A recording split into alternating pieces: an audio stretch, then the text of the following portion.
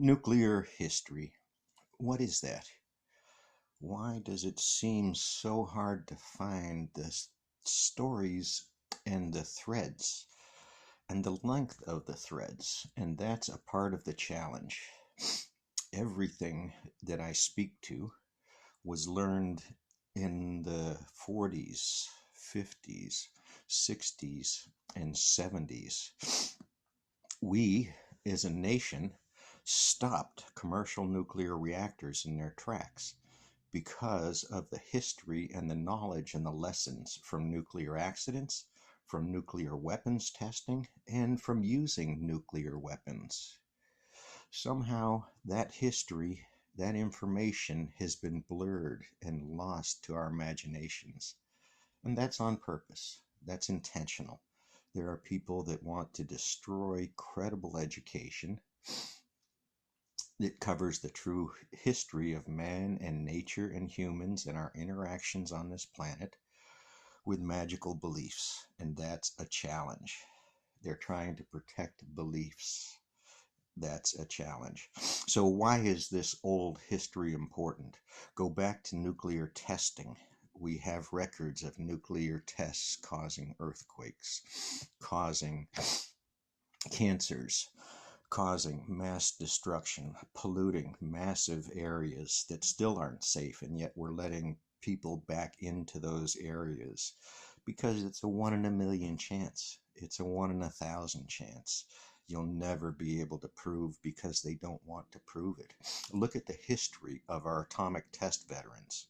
All of those veterans, including the tribes and the peoples and the lands that were blown up around, that were mined and polluted for the mining, that store the waste for this trash. Look at the Texas storage facility, the underground privately run facility, and how many accidents it's had, and how stupid that thing is, and how it's being run.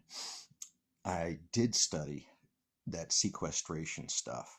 The intents and the designs have been so bastardized by wealth and money that they don't match the original intent of those places. They were supposed to be dry, clean areas, and now they're just a bunch of people running in and out, sticking nuclear waste into pockets in Texas. Something happens there. About a third of the state of Texas is lost. Something major, critical happens. Otherwise, it's just doesn't even get reported. These sites monitor the shit out of themselves, but it's internal. Only they get to see it. Only they get to see it. How does that work? Where's the profit in that? So, one of the biggest stories to me in here is Germany. Now, Germany was interleaved with the nuclear industry deeply. The systems, the controls, the hardware, the switches. You could charge $5,000 for a switch that got tested to the levels required for a nuclear plant operation because of the requirements of the electronics and the tools that go into those plants. So Germany studied the heck out of this after Fukushima. Inside of Germany's decision to abandon nuclear, one of the very profitable industries, they have one of the few forges able to make some of these reactor vessels. Big profits in this stuff, and Germany walked away, is walking away, is working to walk away because somewhere in their studies is a secret report that was never released as part of their public press campaign that shows harm. See, this harm is provable if you put enough effort into it. And so there's a reason they don't put any effort into it. They don't fund these correct big studies. Even scientists don't want to ask for a study because they know it'll be polluted, and so they don't bother.